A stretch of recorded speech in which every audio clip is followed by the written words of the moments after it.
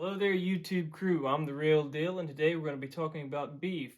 Now, I went into this show knowing pretty much the bare minimum. I mean, a week ago I thought it was a movie, not a show, so that should tell you. And I was I was very rewarded in not knowing much about this. So I want to give you the same opportunity before I delve into more of the details. So all you really need to know is that two people of different classes get into a road rage incident which escalates into this life-destroying cycle of vengeance. And if that doesn't pique your interest enough, the showrunner also did the final rewrite of the upcoming Marvel movie Thunderbolt. So the show is also classified as a dramedy, and I feel like the premiere and the finale fit this the most. The middle episodes throughout uses humor really effectively. Like it never undermines the drama, and in fact enhances and builds out the drama of the characters and the situations. It very well done, but those middle 8 episodes, I feel like were largely just dramatic. And so I had to kind of readjust my expectations. But again, the premiere and the finale hit it off pretty well. Well, I should clarify because I might give you the wrong expectations as well. The premiere is largely dramatic as well. I mean, it uses the humor, but it never really gets into what I would consider dramedy, except everything culminates into this silly gag at the end that honestly I was laughing until the credits ended. It was so hilarious. But I was kind of expecting each episode to kind of do that. That's not what you get. Not even in the finale. In the finale, the big emotional climax is actually built off this silly little premise itself, but like it's very effective. And so that's why I would classify them as the most befitting of dramedy. And just go into it knowing you're going to get good humor. You're going to get good humor out of this, but expect it to be far more dramatic than humorous. And for those of you who just don't want to know anything else, I'll say it's extremely well done. It's incredibly paced. It really understands how to withhold and unveil information in a way that, yes, it manipulates the audience, but it manipulates the audience in a way that better tells the story, better gets you to buy into characters. It's just very well crafted. I recommend the show. I do. On the manipulation of the audience, it is the main secondary characters and their relationship to their respective protagonists, Ali Wong and Stephen Yun.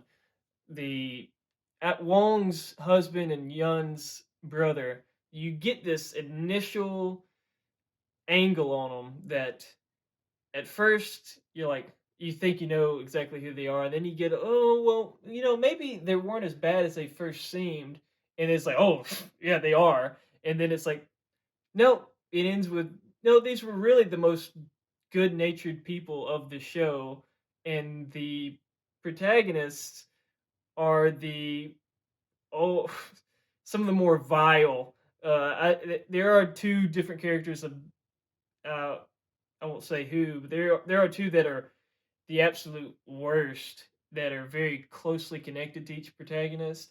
But our protagonists are, we know they're flawed, but we don't know the extent of how flawed they are until the final episodes. And again, like it's very well done in how they pace out what you don't know and what you are about to recontextualize. And with saying that, I don't think I have to explore different elements to tell you that it's a very well written, well directed, well performed show. Like it's just hitting on all cylinders. But I will warn you that episode 9, while you're watching it, it feels kind of natural, but when you finish it and you think about it, it's like, man, this escalated to a degree that I'm not sure the show should have. But then, episode 10 rolls around and it becomes this one-on-one, face-to-face confrontation that, I think absolves episode 9 of its excessiveness. I think it just wraps everything up and does exactly what needs to be done for the story to work. So, Yeah, episode 9 is a little out there, but it's fine. When it first ended, and I was kind of worried going as it was coming to an end because I don't know. There's this thing called the lie, right?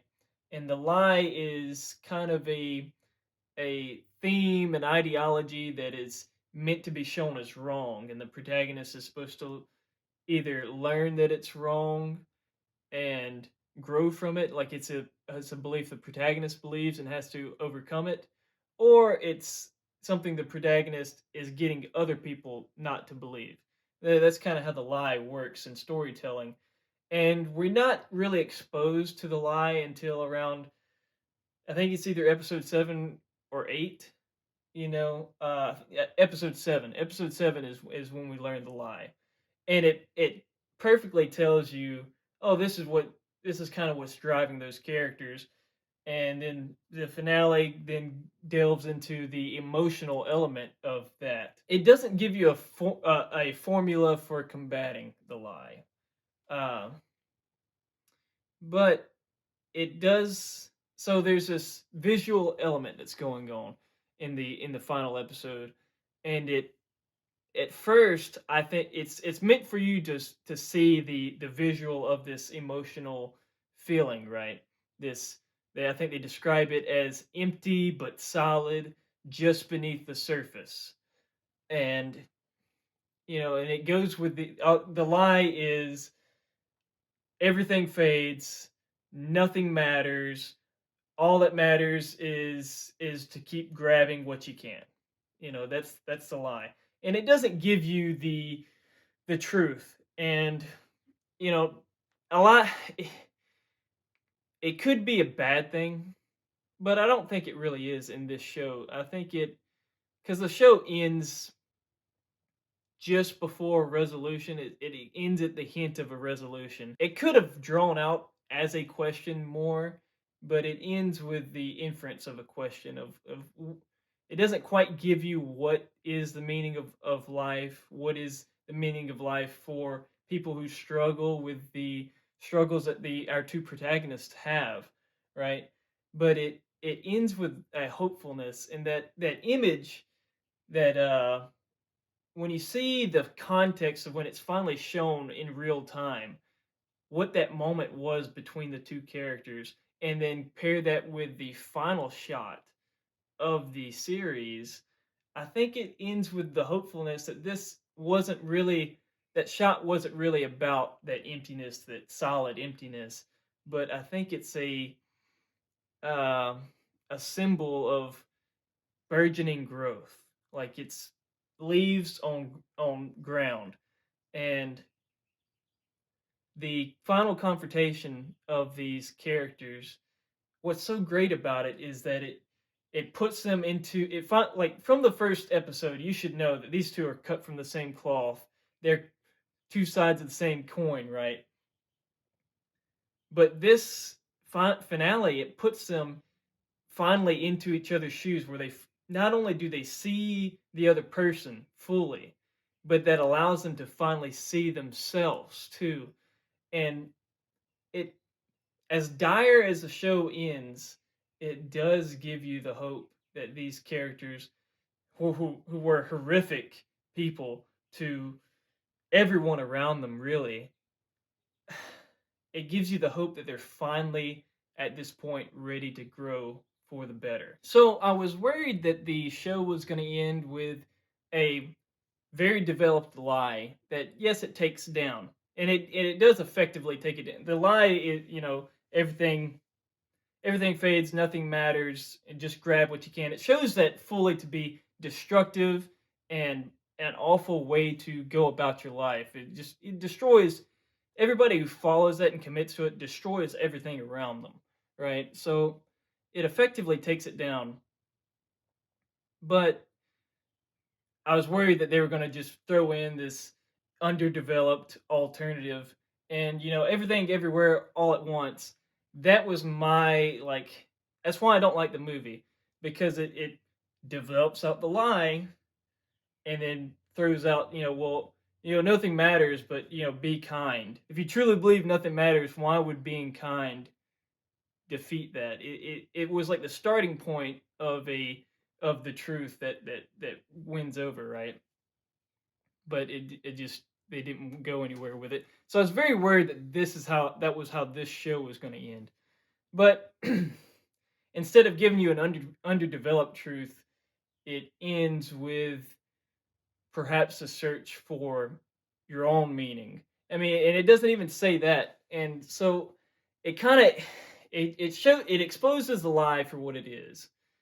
And then it kind of it hints that the characters are finally ready to grow and become genuinely good. And you don't know what all they could salvage from their lives, but go moving forward, they are going to be different people, and I really like that. And I also like that I like that it doesn't give you just this dumb, shallow. This is how you should be. I like that it doesn't do that. I think it could have been a little better in the development of the final, like, well, where do we go from here?